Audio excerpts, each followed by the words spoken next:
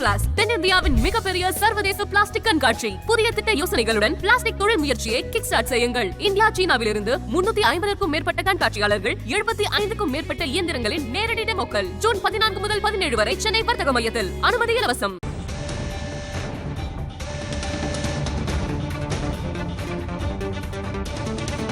அண்மை செய்தியை பார்க்கிறோம். பிரதமர் மோடியை அரசியல் சாசனத்துக்கு தலைவணங்க வைத்ததாக முதலமைச்சர் மு க ஸ்டாலின் கூறியதற்கு பாஜக மாநில தலைவர் அண்ணாமலை மறுப்பு தெரிவித்திருக்கிறார்.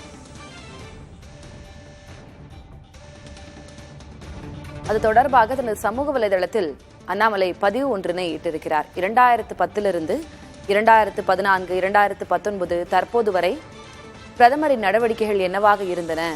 2010 குஜராத் முதல்வராக இருந்தபோதே அவர் அரசியல் சாசனத்திற்கு தலைவணங்கியதையும் அவர் பதிவிட்டிருக்கிறார். கூடுதல் விவரங்களை வழங்குவதற்காக செய்தியாளர் விக்னேஷ் முத்து இணைகிறார். விக்னேஷ் முத்து, மாறி மாறி ஒரு விமர்சனங்கள், குற்றச்சாட்டு, அதற்கான பதிலடி என்பது போலாக நம்ம பார்த்து கொண்டிருக்கிறோம்.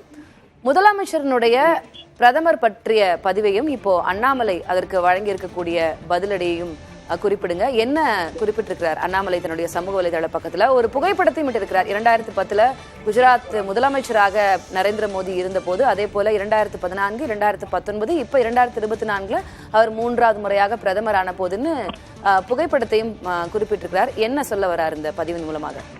பிரதமர் நரேந்திர மோடி 3வது முறையாக பதவியேற்பதற்கு முன்னதாக நாடாளுமன்றத்தில் கூட்டணி கட்சி தலைவர்களிடையே பேசினார். அப்பொழுது அங்கு இருக்கக்கூடிய அரசியல் சாசன புத்தகத்தை அவர் வணங்கி தன்னுடைய உரையை தொடங்கினார்.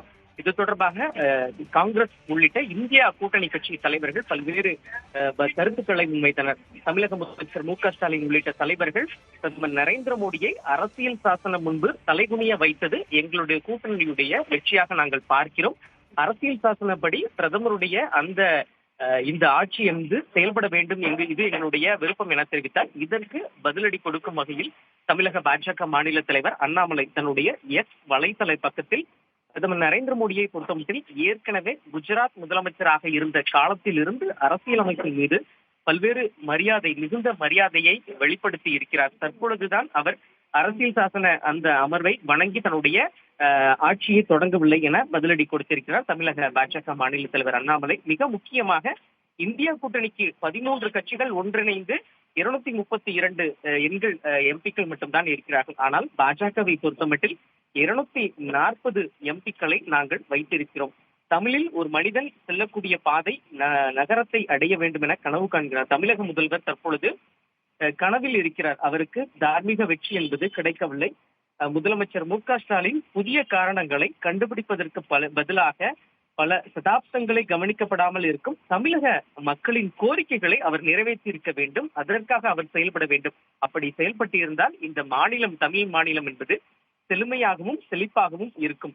மிக முக்கியமாக திமுக தனது நிர்வாக ரீதியாக தோல்வியடைந்திருக்கிறது. மாநில மக்கள் மீது எந்த ஒரு அக்கறையும் இல்லாமல் செயல்பட்டு இல்லாமல் தற்பொழுது இந்தியாவில் ஆளும் கட்சியாக இருக்கக்கூடிய பாஜகவை திரும்ப விமர்சிப்பதில் மட்டும்தான் தமிழக முதலமைச்சர் குறியாக இருக்கிறார் என்ற ஒரு பதிலடியை தமிழக பாஜக மாநில தலைவர் அண்ணாமலை தெரிவித்திருக்கிறார். ஏற்கனவே திமுக மற்றும் இந்தியா கூட்டணி கட்சி தலைவர்கள் மத்திய பாஜகவை தொடர்ச்சியாக விமர்சனம் வருத்தக்கூடிய நிலையில் பாஜக தலைவர்கள் அதற்கு தொடர்ச்சியாக பதிலடி கொடுத்து வருகிறார்கள். தலைவதி, முதலமைச்சர் மு க ஸ்டாலின் நேற்று கோவையில் நடைபெற்ற முப்பெரும் விழாவில் பேசியிருந்தார். ஆளும் பாரதிய ஜனதா கூட்டணி அரசுக்கு எதிராக பல்வேறு விமர்சன கருத்துக்களையும் அவர் முன் வச்சிருந்தார். இப்போ அவருடைய கருத்துக்கான பதிலடியாக தான் அண்ணாமலை இதனை பதிவிட்டிருக்கிறார் அப்படின்னு நம்ம பார்க்கலாம். முன்பாக முதலமைச்சர் பேசும்போது என்ன கூறியிருந்தார் விக்னேஷ்?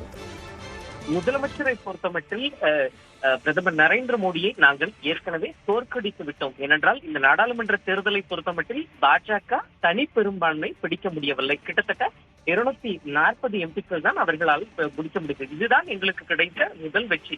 இவர்கள் வெற்றியாக நினைத்தாலும் இவர்களால் 5 ஆண்டுகளை நிறைவு செய்வது என்பது கஷ்டம். அதே நேரத்தில் தமிழகத்தை பொறுத்தமட்டில் தமிழகம் மற்றும் புதுச்சேரியில் 40 எம்பிக்களை நாங்கள் முழுமையாக 40 இடங்களிலும் வெற்றி அடைந்திருக்கிறோம். இங்கு 40 எம்பிக்களும் வெறுமனையாக நாடாளுமன்றத்துக்கு சென்று திரும்ப வருவதில்லை. மாநிலத்துக்காக பல்வேறு பிரச்சனைகளை குரல் எழுப்ப இருக்கிறார்கள். இதனால் தமிழகத்தில் பாஜகவால் காலூன்ற முடியாது என்பதை நாங்கள் அடுத்தடுத்து பல்வேறு தேர்தல்களில் நாங்கள் நிரூபித்து வருகிறோம் என்று முதலமைச்சர் நேற்றைய தினம் கோவையில் நடைபெற்ற அந்த முப்பெரும் விழாவில் குறிப்பிட்டதற்கு பதிலடி கொடுக்கும் வகையாளாக திமுக அரசு தோல்வியடைந்து விட்டது, தமிழக மக்களின் மீது எந்த ஒரு அக்கறையும் இல்லாமல் செயல்பட்டு வருகிறது என்பதை பதிலடியாக அண்ணாமலை இன்றைய தினம் வழங்கியிருக்கிறார். திலகவதி, இதுல மாரல் விக்டரி அப்படின்ற ஒரு பதத்தை பயன்படுத்துகிறார் அண்ணாமலை.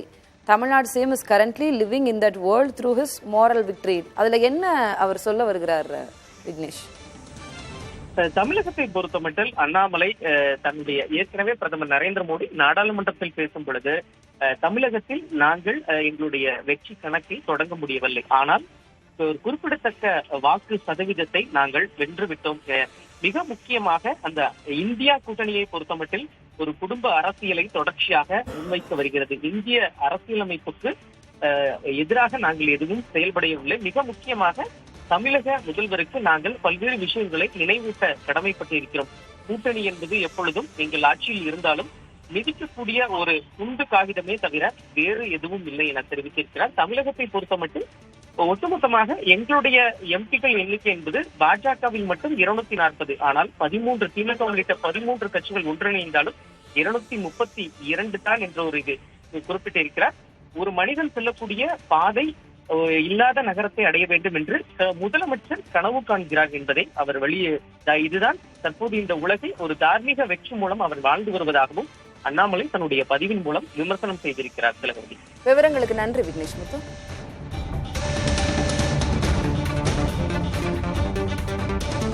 ஐகிளாஸ் தென்னிந்தியாவின் மிகப்பெரிய சர்வதேச பிளாஸ்டிக் கண்காட்சி. புதிய திட்ட யோசனைகளுடன் பிளாஸ்டிக் தொழில் முயற்சியை கிக் ஸ்டார்ட் செய்யுங்கள். இந்தியா சீனாவிலிருந்து 350க்கும் மேற்பட்ட கண்காட்சியாளர்கள், 75க்கும் மேற்பட்ட இயந்திரங்களின் நேரடி டெமோக்கள். ஜூன் 14 முதல் 17 வரை சென்னை வர்த்தக மையத்தில். அனுமதி இலவசம்.